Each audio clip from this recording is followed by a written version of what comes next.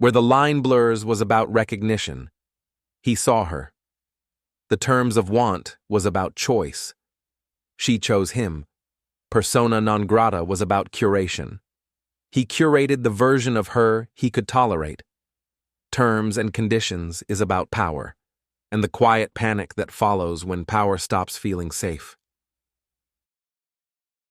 Dae-Jun and Alexis had been seeing each other for 3 months, and gradually they'd found their rhythm, though the two willingly walked into the boyfriend experiment with agreements in hand. 6 months now remaining before the end of the boyfriend experience. She sat studying the words on the page.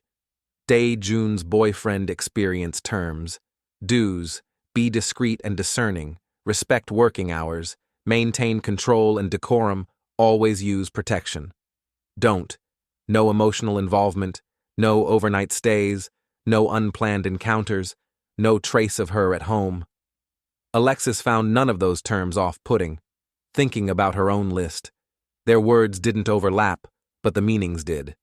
Alexis's own list: no long-term relationship, no crossing work boundaries, no public claims, no risk to their reputation, maintain professionalism at work, and understand this is not love. Alexis stopped there. Aside from the dominance training debacle, Dae-Jun had upheld the promise made to her that night in the conference room. In the weeks that followed Dae-Jun's softer side, patience and gentleness proved that the connection between the pair had begun to solidify. Things had gone so well that she wanted to surprise Dae-Jun. The surprise she was excited to share with Dae-Jun could potentially breach 1 or 2 of his terms. Alexis was unsure, and that's what kept her rereading his agreement. Finally, Alexis made her decision. She'd move forward with her plans. She wasn't making public claims, and technically, this wasn't unplanned because, in fact, it took a lot of planning to come up with this surprise. Dinner for 2. A Michelin-rated dining experience at the hottest club in Gangnam. The design of the dining area allowed a select few patrons either view the dance area or the cityscape. Alexis wore a soft peach-corseted mini-dress, satin and silk, with a delicate floral print. French lace sleeves fell into a long draped cowl. Her hair was swept into a messy bun, secured with an ornate plum blossom hairstick. The colors were perfect. Because Alexis didn't drive, she ordered car service to pick up Dae-Jun. She didn't trust his usual driver not to spoil the surprise. They arrived separately. Alexis paused at the entrance, hoping to fan what the pictures had shown. "Do I know you?" Alexis asked. "Man-shik. We are friends of Dae-Jun's." Alexis smiled politely. "Oh, okay. Have we met before? I am sorry I don't ever recall meeting you."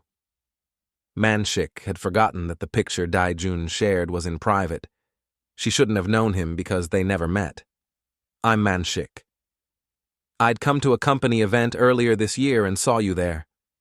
"Oh, sorry we didn't get to formally meet. My name is Alexis." Man-shik smiled a smile that could launch 1,000 ships. He introduced the rest of the group. "It looks like you're waiting for someone. Let's go inside and you can wait with us," he offered. Man-shik stood facing the street. He noticed Dae-Jun standing at the corner watching them. Dae-Jun's expression had been unreadable from that distance. Dae-Jun clocked that Alexis had been getting a lot of attention from passers-by. Some men stopped and hung near the door, standing a little too close. They seemed to be waiting for an opportunity to approach her. Man-shik noticed the latest shifty-eyed guy eyeing Alexis from the back. Man-shik watched as the guy accidentally bumped into her, which would cause her to shift her attention to him. Excuse, sorry." The guy feigned broken English. Mr. Shifty stepped up to Alexis so close to her face that she stepped back to create space between her and Mr. Shifty. It was then that Alexis walked into Man-shik's arms. "It's okay," she said, putting both hands up to stop the guy from coming closer. Instead, he took her gesture as an invitation to grab Alexis's hand and held it like they knew one another. "Sorry, can I get you drink?" "Apologize." Alexis was not a fan of his opportunistic behavior, so she addressed him in Korean. "No need for that. It was a simple accident. She gave a polite smile, trying not to create a scene. I am with friends right now, but thank you for the offer. Mr. Shady's grip had been so firm that you could see the recoil when Alexis pulled her hand away from his. Manshik stepped up from behind Alexis, steadying her as he stood between Alexis and the stranger. His face was deadly serious. She's okay, Manshik said in dangerously low tones. Leave. His face was set in stone. Mr. Shifty tried to posture himself, flex. But the realization that a fight with Manshik was not what he wanted. The guy picked up his ego and moved on quietly. After that exchange, Manshik stared out into the distance as if he were checking the crowd. He was looking for Dae-Jun. A small smile crept the side of his face, and then he turned his attention back to Alexis. How about we go inside? I fear we'll have more interruptions standing here. Why don't you wait with us? Manshik offered. The club was alive. Bass thumped through the space, loud but not deafening. Conversation flowed without shouting. The five of them settled into their reserved seating. Alexis kept checking the time. Her dinner reservation was approaching fast. She couldn't help noticing how effortlessly attractive the group was, like models for athletic wear. Dae-Jun would have fit right in. She stayed only a few minutes. The men were pleasant, clearly Dae-Jun's core group. Alexis excused herself and headed to the ladies' room. When she returned, Dae-Jun was sitting in the space she'd previously occupied. Victoria was with him. Her arm was looped through his possessive. Too close. Alexis's chest tightened. Why did you stop taking my calls? Victoria asked, her voice low but sharp. Is it because of her? Dae-Jun removed her arm from his with deliberate care. Enough, he said. Victoria laughed softly, the sound off-key. Are you fucking her? Conversation around them slowed. Heads turned without pretending not to. You're drunk, Dae-Jun said evenly. You get belligerent when you drink. Victoria leaned closer, lips too near his ear. Did you tell her we fuck? She smiled when she said it, savored the word. Alexis watched the woman's mouth form each syllable, saw the way Dae-Jun's jaw locked, not in anger, but restraint. Victoria pouted, petulant and spoiled, the kind of entitlement that came from money and never being told no. Alexis turned away. Standing alone was starting to draw attention she didn't want. Alexis texted Dae-Jun the second part of the location once the driver confirmed the drop-off. As she crossed the room toward the elevators, she felt eyes follow her.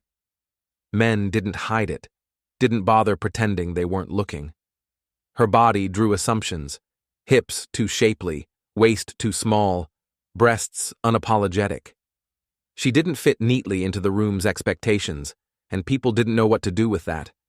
Girls stopped her for photos, told her she was glowing, beautiful. Dae-Jun watched it all, the way men leaned in too close, the way one lingered longer than the rest. The man from the entrance. Dae-Jun stood.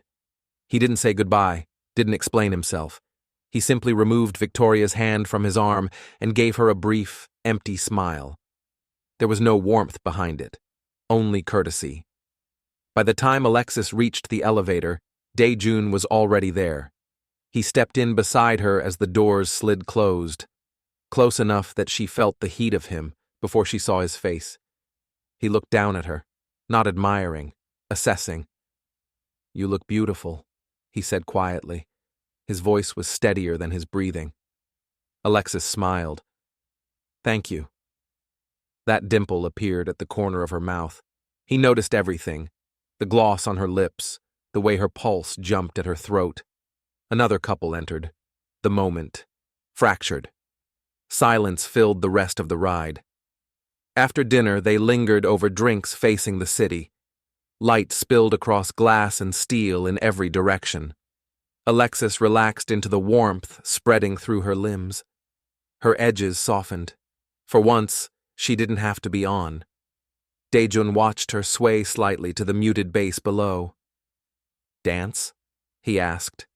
Her face lit up. He pulled out her chair, placed his hand at the small of her back, guiding her through the crowd with quiet authority. When the elevator opened, sound hit them hard. Bass slamming into bone, into breath. A guest performance erupted. The crowd screamed. Dae-Jun leaned in. "Restroom," he murmured. "I'll be right back." Alexis nodded, staying where she was. Time stretched. The alcohol dulled her awareness. When a body pressed close behind her, she didn't think. She assumed. Alexis leaned back, let the rhythm guide her hips. Hands settled at her waist, warm, confident, familiar enough. She smiled, danced harder. Then the arms tightened. Wrong. Alexis froze. She turned and found the man from the entrance standing behind her. His face frightened her enough that she tore herself out of his grip, stumbling into another cluster of dancers. "What the fuck?" she shouted. "Get your hands off me." The man froze, hands lifted, horror flashing across his face. Hey, I don't want trouble." "How dare you?" Alexis yelled over the music. Her voice didn't shake. "I did not give you permission to touch me, let alone dance with me." The man swallowed, clearly shaken now. He gestured toward the seating area. "It was that guy," he said, pointing at Dae-Jun. "I asked if he was your man. He said no, said I could dance with you." Something in Alexis's expression must have changed, because the man's bravado collapsed. "I'm really sorry," he said quickly. "I was attracted to you. He made it seem like you were available." Alexis didn't answer him. She looked past him. Victoria, Dae-Jun, Man-shik, Jasper, Soo-jin, all watching the floor, or pretending they were. Alexis couldn't tell which. She did see Victoria smile. Just a little. Dae-Jun looked upset. His jaw clenched, his posture rigid, but he didn't move. He didn't say a word. Victoria slipped her arm through his, possessive and lazy, and leaned in to kiss his cheek. He turned his head at the last second, enough to avoid her lips, not enough to stop the gesture. That was when the buzz fully drained from Alexis's body. Cold clarity replaced it. She didn't understand the game being played, but she knew she wasn't staying in it. Running out of the club would look like defeat, and she refused to be seen that way. So she smiled.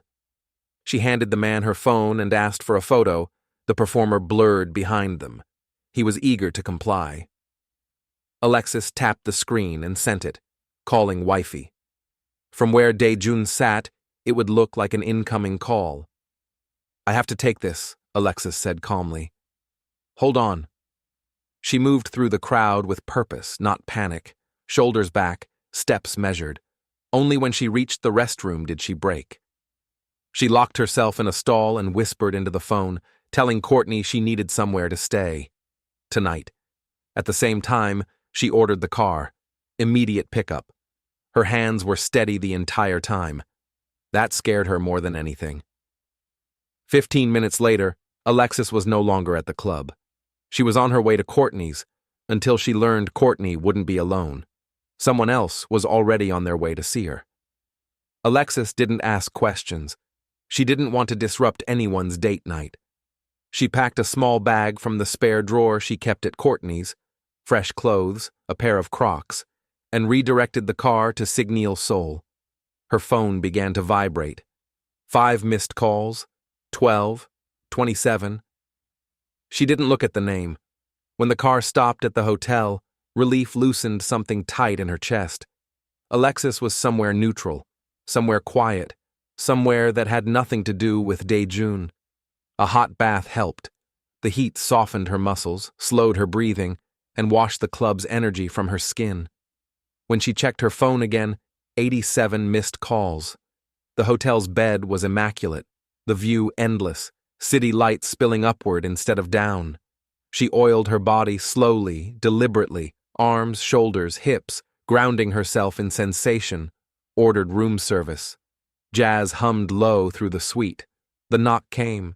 She opened the door. Dae-Jun stood there.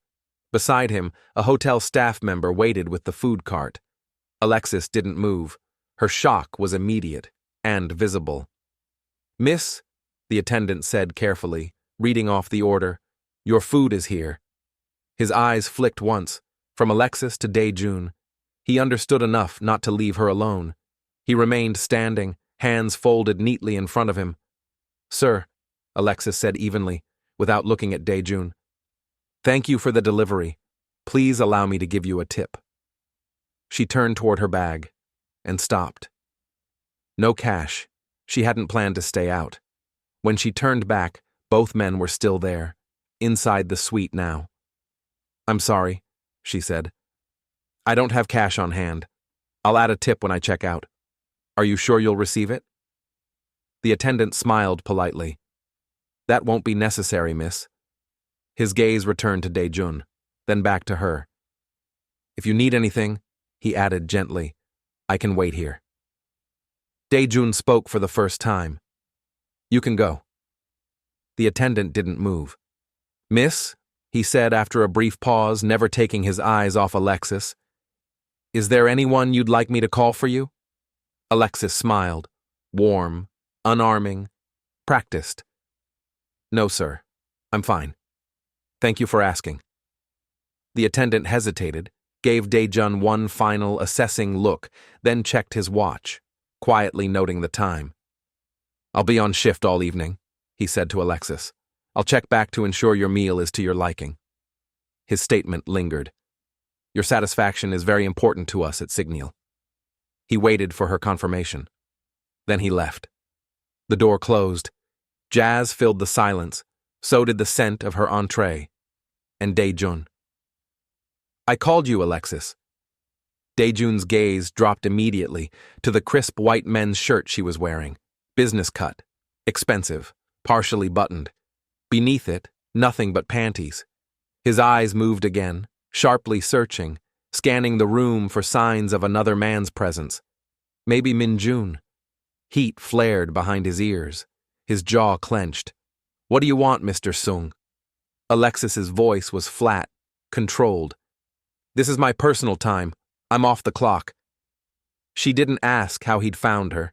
She didn't raise her voice or throw accusations. She didn't ask what she'd done wrong. What she did, quietly, decisively, was dismiss him. It caught him off guard. He wasn't used to this kind of resistance. Not from a woman. Not like this. If this had been Victoria, there would have been shouting, threats, weaponized affection. She would have reminded him of every man who wanted her, every favor she'd granted him by choosing his bed. Alexis offered none of that. The suite phone rang, room service. A soft voice asking if everything was to her liking, if she needed assistance. Mentioning he'd check back before his shift ended. Alexis told him the cart could be left in the room. She thanked him again. The call ended. Damn it, she said quietly. My appetite's ruined. Alexis lifted the cloche, releasing the encased steam. The food was still warm, immaculate. She ate one French fry, just one, then replaced the lid. It won't always be like this, she murmured, to the room, to herself. Dae-Jun heard her, and something in him gave way. Where there had been bitterness, resentment he hadn't questioned, there was now something heavier. Shame. He opened his mouth. Nothing came out. Her phone chimed, a notification she'd forgotten to mute. An image filled the screen, an old lover's hand intertwined with her best friend's. Wedding bands pressed together, a third presence, their ragdoll cat's paw resting on top. 3 years married, planning for a baby next year. The timing would be perfect. Alexis's mouth went dry. Her hand trembled. Dae-Jun watched in silence, assuming the worst, an old flame, a new one. But when she turned to face him, her eyes were not angry. They were devastated. Mr. Sung, she said quietly, please leave, now. Her phone chimed again. She didn't look. She didn't need to. Her anxiety crested suddenly, stealing her voice. Her throat constricted, tight and aching like her arm during a blood draw, until even swallowing felt impossible. Tears she didn't want anyone to see, especially Dae-Jun, slipped free. Please, she whispered, the word barely there. Please. Leave. Her chest heaved. Breath came too fast, too shallow. I trusted you, she said, each word breaking apart. I trusted you because, she faltered, because I thought you were a better man than this. The room tilted. Her breaths turned ragged. If I'd known. She stopped herself, panic spiraling. Like a child mid-prayer, she pressed her palms together without realizing it. God, please take this pain away, she whispered. I can't carry it. I can't. Dae-Jun didn't move. He was afraid to. He had hurt her. There was no reframing that, no justification, only the truth of it and the shame that followed. He had taken his insecurity and laid it at her feet. Alexis, he said quietly. I'm sorry. He stepped closer, careful, like approaching something already fractured. I was wrong. Immature. I was the asshole. Her breathing was still erratic. Tears streaked down her face unchecked. Let's stop this, Mr. Seung, she said, voice thin. I know you don't like me. I know this isn't ideal. I've asked for too much. Please. The word wasn't a demand. It was surrender. Dae-Jun closed the remaining distance. Slowly, deliberately, he lifted his hands and brushed the tears from her cheeks. I'm here, Alexis, he said. I'm here. Please forgive me. I'm so sorry. He reached for her phone and turned it off without looking at the screen. Whatever was there could wait. He picked her up gently and carried her to the bed, laying her down with care. His intention was simple. Cover her, sit beside her, give her space to breathe. But through blurred vision, Alexis reached for him. She pulled his face down and kissed him. He didn't retreat. Until now, they hadn't kissed. It had been written into the contract, kissing only when necessary. For Alexis, this felt necessary. His heart thundered. Her warmth grounded him. She fit against him too easily. And that, more than anything, terrified him. The buttons on her shirt mostly undone, save for one that nearest her belly button that held on for dear life. He could see her, the curviness of her, and when he touched her skin, he swore that he'd never touched anyone as soft as she was. He was losing his focus.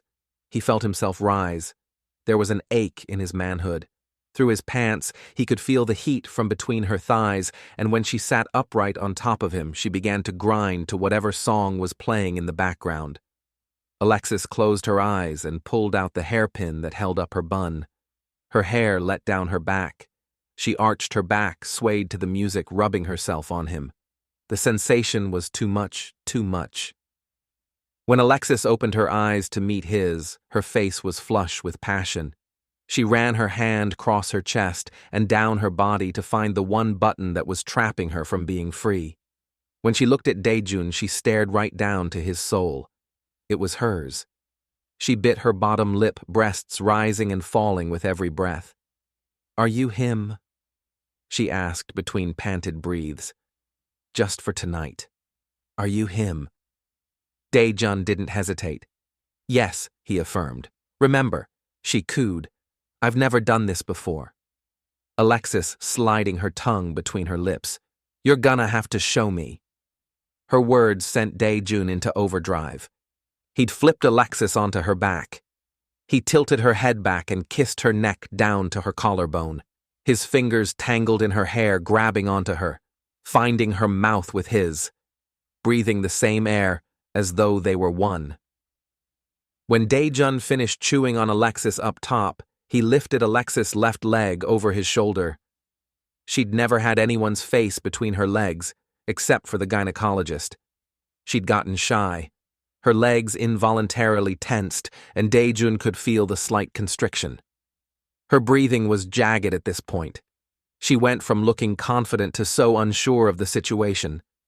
If there were any way more possible to turn Dae-Jun on, this was it.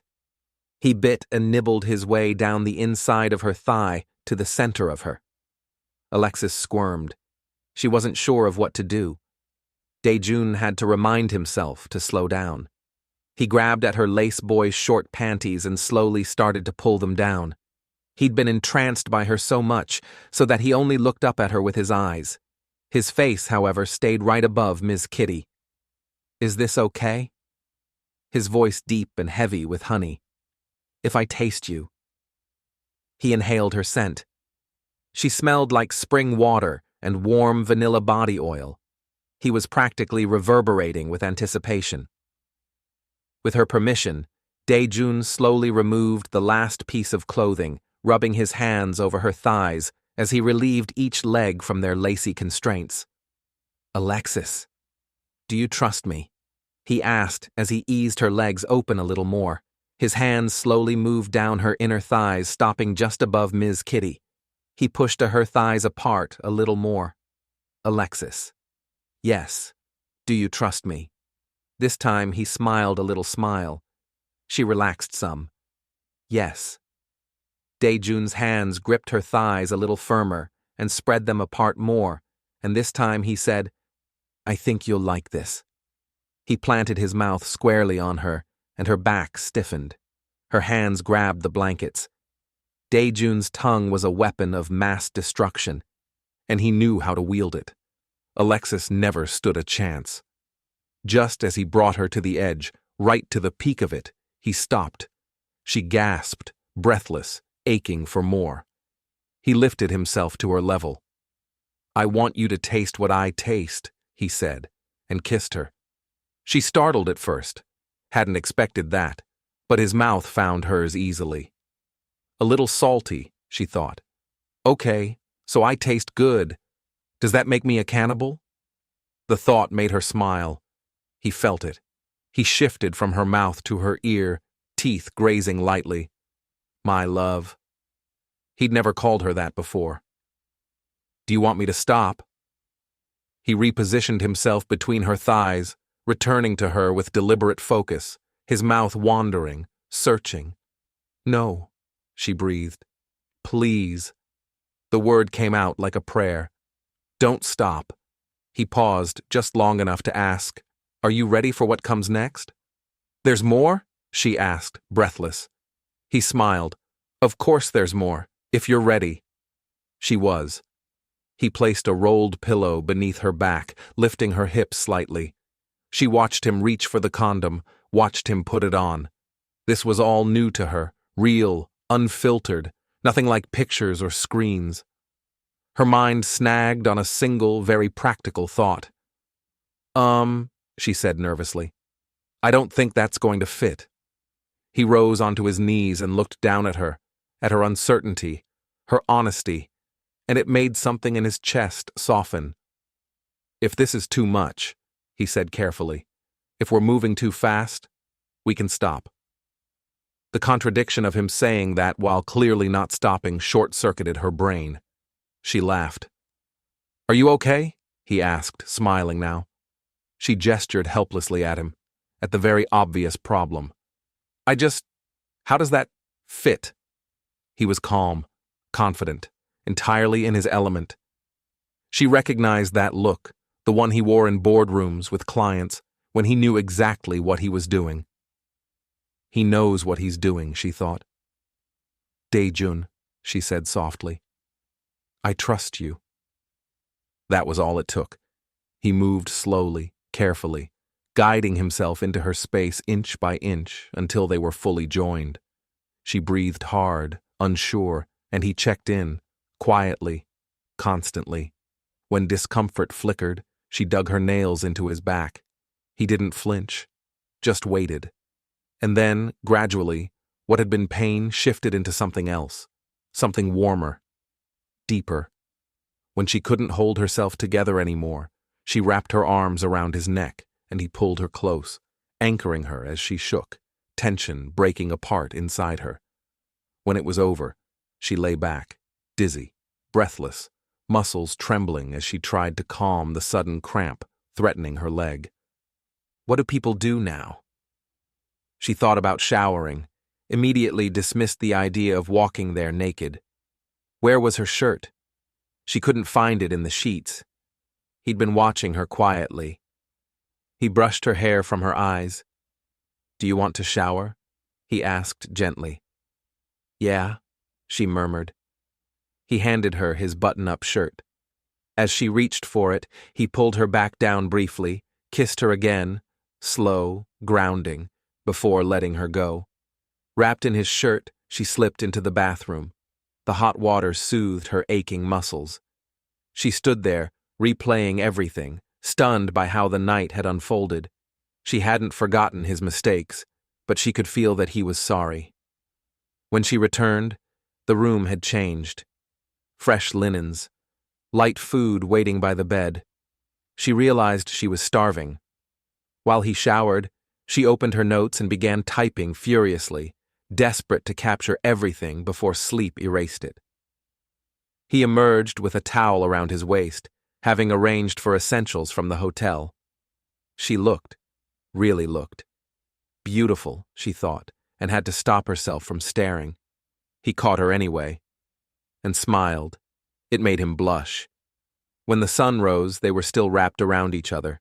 They'd slept that way all night. Alexis stirred first, momentarily forgetting she wasn't alone.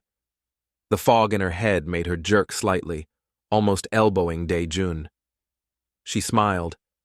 His hand rested over the back of hers, fingers laced together. She was the little spoon, the weight of him behind her steady and grounding.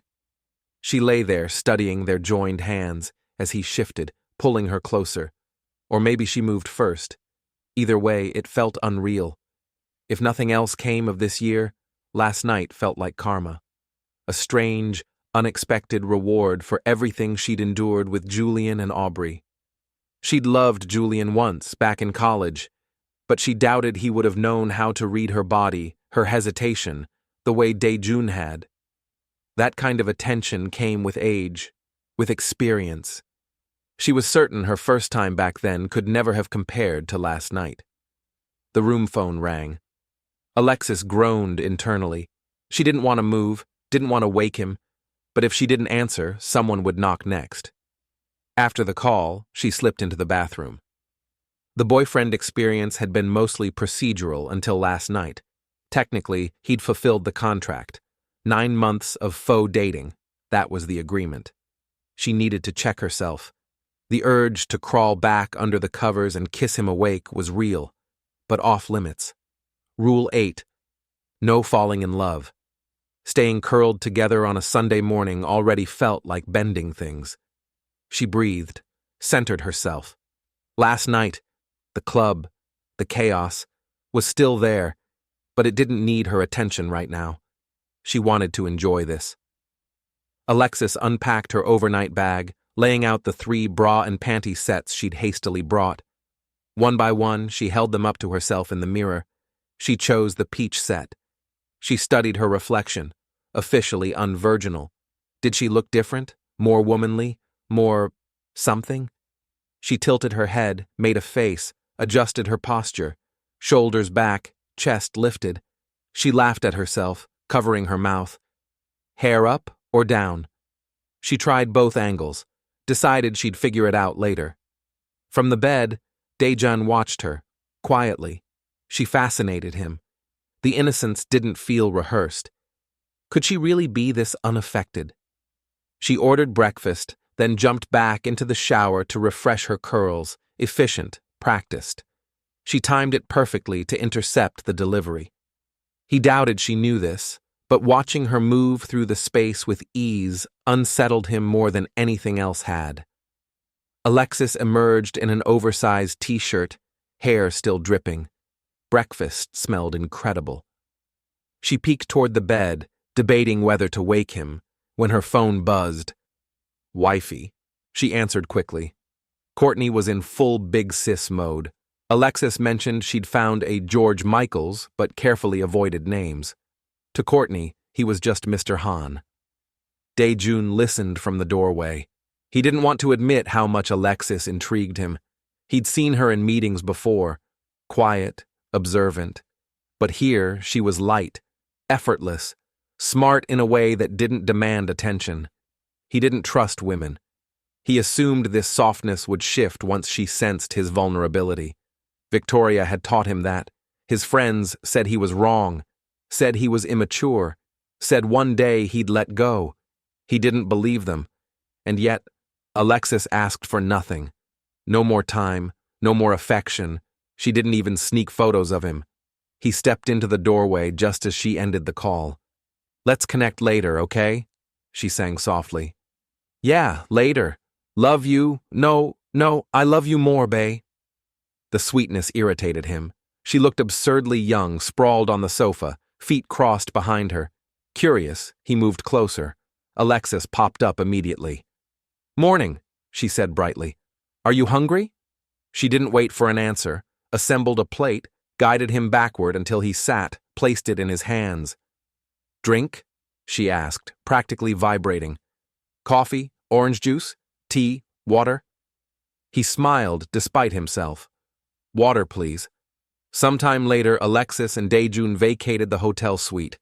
She went down to check out while he lingered a few steps back, watching from a discreet distance. The lobby staff treated her like royalty. Polished voices, bowed heads, smiles layered too thick. She belonged here, they seemed to say. A high-value customer, no questions asked. Dae-Jun stepped closer just in time to hear the final charge. Originally, $15,000 a night, discounted to $8,000. Alexis didn't blink. She paid in full. No hesitation, no glance in his direction. Something dropped in his stomach. She asked her boyfriend for money. "I bet he doesn't even know she was with me last night." He knew it wasn't fair, but the facts aligned too neatly. That room, that price, that ease. It wasn't casual, it was a statement. She'd looked too comfortable. His jaw tightened, brazen, shameless even, and still beautiful, too beautiful. He'd planned to suggest a quiet Sunday, maybe a walk by the lake, coffee afterward, but the idea unraveled before it formed. He didn't want to leave, not yet, not without seeing who came to get her. He moved behind a marble column near the lobby windows, phone in hand, eyes flicking up. He imagined a man pulling up in something expensive, doors opening automatically, Alexis sliding in without a backward glance. Maybe he'd confront him. Just a look. Just enough to see how Alexis would react. No, he corrected himself. She wouldn't risk that. She wouldn't let him come here. She'd probably ask me to drop her off, then orchestrate a run-in. Clever. A humorless smile tugged at his mouth. Fine, he thought. I'll play along. Then he saw her turning from the concierge desk, phone in hand. She didn't see him until she was nearly on top of him. "Oh, sir," she gasped, then caught herself. "You're still here?" Her tone had shifted. Cool, distant, professional. The mask was back on. "You need something?" she asked, as if the last 12 hours hadn't existed. The switch unsettled him.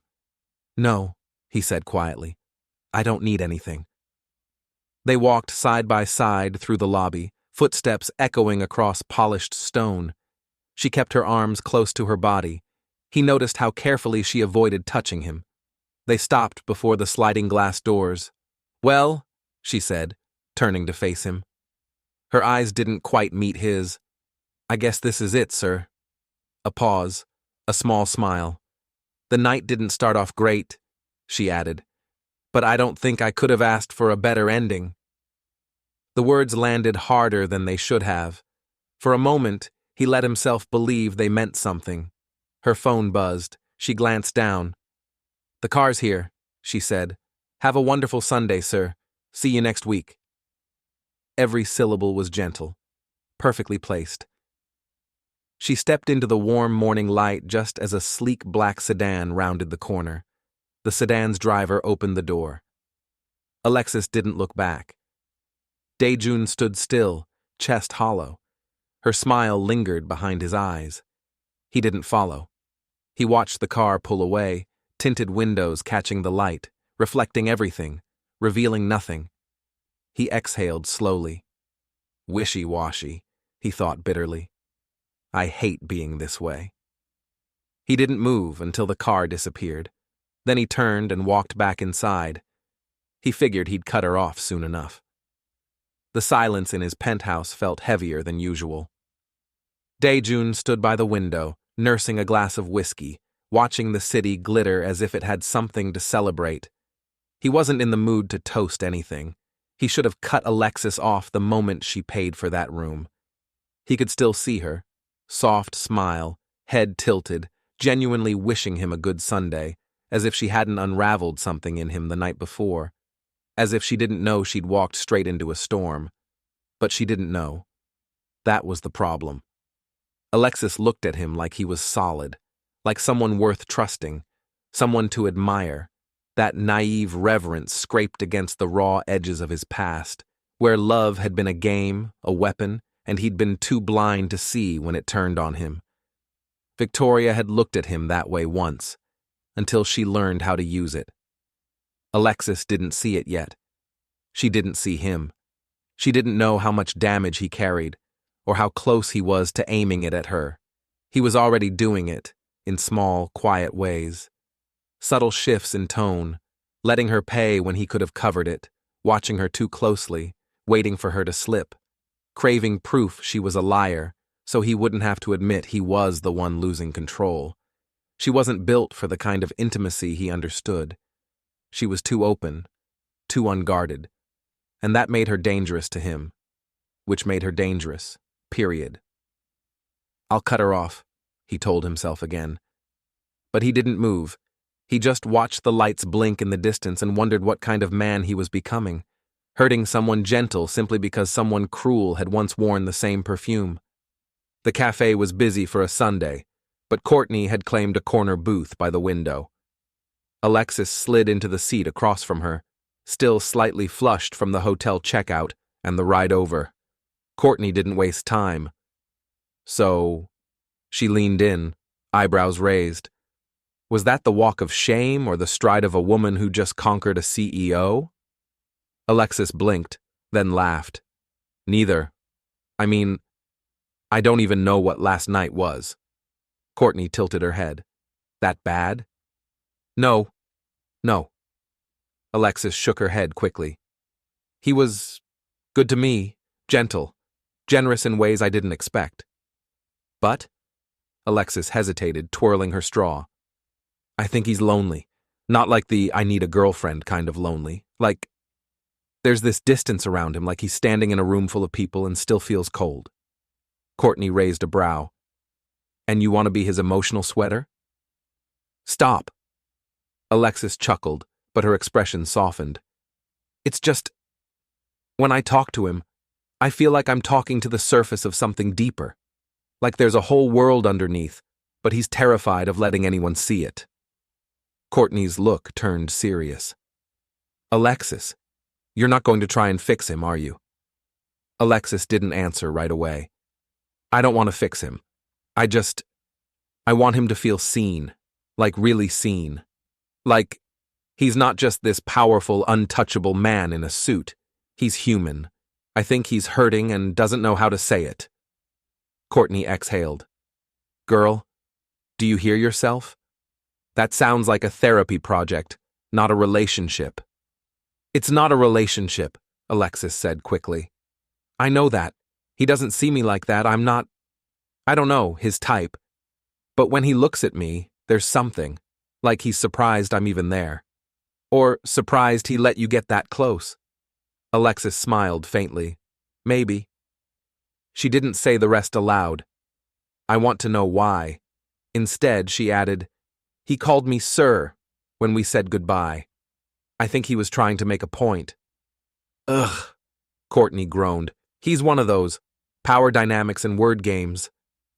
Alexis shrugged. Maybe, but I like talking to him. I feel safe with him, even when I know I probably shouldn't. Courtney leaned forward. You're falling, Lex. I can hear it. No, Alexis said too quickly. I'm not. I'm just curious. But as she said it, she realized that wasn't true. Not entirely. Because her heart had skipped when he looked at her like she meant something to him. And she'd caught herself smiling at her phone, even though there were no new messages.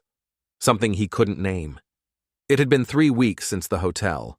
3 quiet, strangely long weeks. They'd seen each other since, at meetings, in passing, in crowded rooms thick with protocol and fluorescent light. Nothing out of place, nothing overt. but something had changed. Dae-Jun noticed it first during a Monday strategy meeting. Park Ha-jun had taken the seat beside Alexis, again. Not unusual, but the way he leaned in to speak to her, the way Alexis smiled, open, easy, something about it made Dae-Jun's jaw tighten almost involuntarily. Ha-jun wasn't obvious. He didn't need to be. He was charming in that polished, capable way that always drew attention. Alexis, as usual, had no idea. She responded kindly, professionally, always with that same warm tone she used for everyone. And that was the problem. She gave pieces of herself too freely. It didn't bother him, not really. But still, he found himself watching, listening, measuring the pauses between their jokes, the private moments in conversation he wasn't invited into. He never said a word, but something cold and restless had begun to settle beneath his skin. When Alexis laughed, genuine and light, it didn't feel like something he owned anymore, not even partially. He told himself it didn't matter. But he remembered her face in the hotel mirror, the softness of her breath, the way she looked at him afterward, like she'd trusted him. And now she was slipping, quietly, gracefully, like she was detaching thread by thread, and he hadn't even noticed it start until it was already happening. The contract was still active, technically, but something told him she was preparing to end it, not with bitterness, not even with regret. Just that calm, decisive quiet she wore like armor. It unsettled him in ways he didn't want to admit. Pulling away. Softly. Alexis had gotten better at keeping distance. She still showed up to team meetings, still delivered reports on time, still answered emails with her usual warmth and professionalism. But her presence had changed. She no longer lingered after briefings, no longer asked follow-up questions she didn't strictly need to ask. Her eyes didn't wander toward Dae-Jun when she thought no one was looking. She barely looked at him at all. Dae-Jun noticed. Of course he noticed. He was a man who watched everything, and lately, she was the one variable he couldn't control. At first, he told himself it was nothing, a scheduling issue, a natural cooling-off period. But after the second week, it became clear. Alexis was pulling away, not dramatically, not with resentment, but like someone slowly loosening their grip on a ledge they never meant to cling to. She'd stopped texting unless it was strictly about work. She no longer responded with emojis. She didn't ask how he was doing, didn't check if he'd eaten, didn't send him links to oddly specific things she thought he'd like that article about classic car engines or the video of a cat falling asleep on a conference table. That hurt more than he expected. He tried to test the edges of the space she'd built. He stopped by her desk to ask something he already knew the answer to. She smiled, but didn't ask him to sit. "Thanks, sir," she said gently, tapping her keyboard again. That word, sir. Every time she used it now, it felt like a brick in a wall she was building between them, formal, safe, controlled. He nodded and left, but the cold in his chest stayed with him long after. Later that night, Alexis sat at home, staring at the blank termination form. She knew she needed to sign it. Every day that passed made it harder. She was unraveling quietly, and the worst part was, he didn't even know. Or maybe he did, and he just didn't care. That thought stung more than she wanted to admit.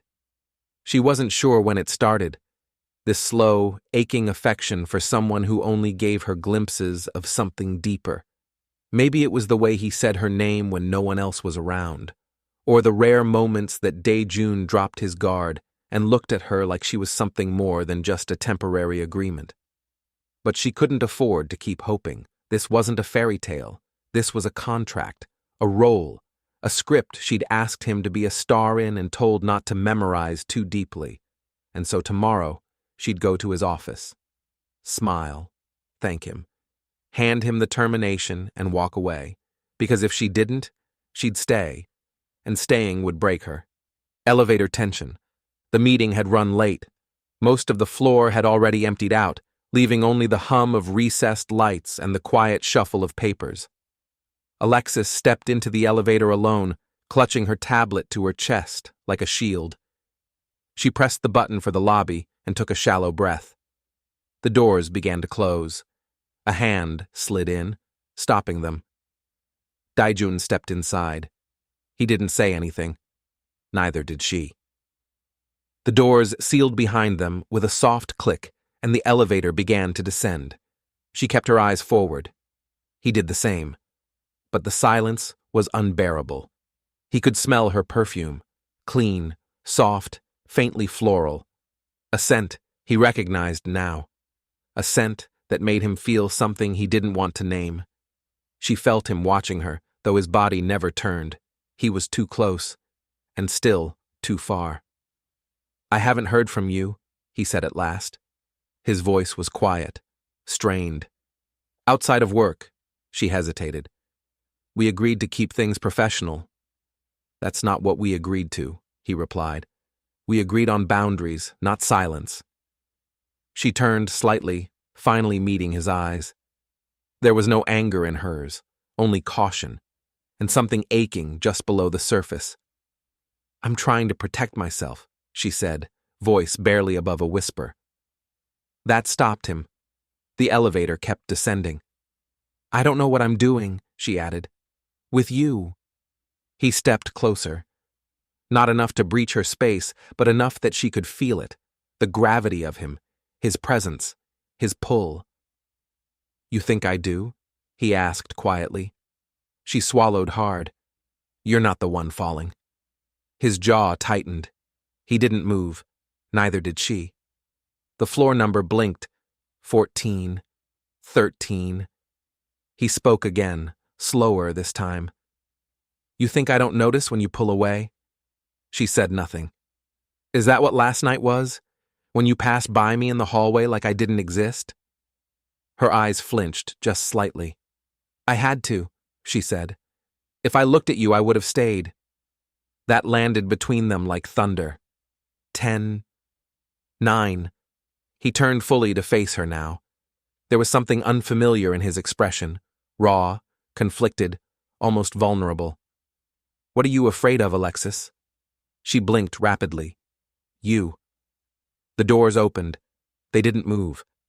A woman waiting in the lobby gave them a strange glance before the doors closed again. They were alone again. "Are you ending the contract?" he asked. She nodded. His voice dropped. "Don't. I have to," she whispered. 6. 5. He stepped closer now, barely inches between them. "I don't want to go back to how it was before," he said, and for once there was no composure in his tone. "But I don't know how to do anything else." She looked up at him, breath caught in her throat. "Then this isn't fair." The elevator slowed. He didn't touch her, but his hand twitched at his side. "Please," she said, "let me go before I forget why I have to." The doors opened. He didn't follow. She stepped out, and this time she didn't look back. He never called them rules. He called them terms, clean, measured, controlled. But control is a fragile thing, and arrangements built on distance have a way of tightening instead of protecting. She asked for tenderness without love. He agreed to pleasure without attachment. And somewhere between those promises, something has already begun to shift. So ask yourself, if he built every rule to protect himself, why does she have to pay the price for his fear? When a man says, "Don't get attached," is that a boundary or a warning that he already has? If she gives him her first time under his conditions, who actually holds the power? And when she finally starts to matter, will he admit it or punish her for it? If you enjoyed Temptation Chapter 4, Terms and Conditions, please let us know. Like, comment, share, and subscribe.